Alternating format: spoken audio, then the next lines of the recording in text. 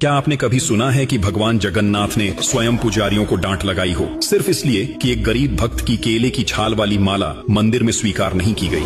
कहते हैं कि रघुदास पुरी के एक महान भक्ति योगी थे जो भगवान राम के परम भक्त थे। उनका आश्रय जगन्नाथ मंदिर के सिंहद्वार के पास एक बड़े छत्र के नीचे था। एक दिन उन्होंने मंदिर में प्रवेश किया और देखा कि भगवान जगन्नाथ के सामने राम, लक्ष्मण और सीता का दिव्य दर्शन हो रहा है। यह दृश्य देखकर रघुदास को यह विश्वास हो गया कि जगन्नाथ और रामचंद्र एक ही देवता हैं और उनकी भक्ति का स्वभाव सखा प्रेम में बदल गया। एक दिन रघुदास ने अत्यंत प्रेम से भगवान के लिए एक सुंदर माला तैयार की। माला तो उन्होंने फूलों से बनाई थी, लेकिन डोरी न मिलने के कारण उन्होंने केले के पेड़ की छाल को धागे की तरह इस्तेमाल किया। भक्ति उनकी सच्ची थी, परंतु मंदिर के नियम कठोर थे।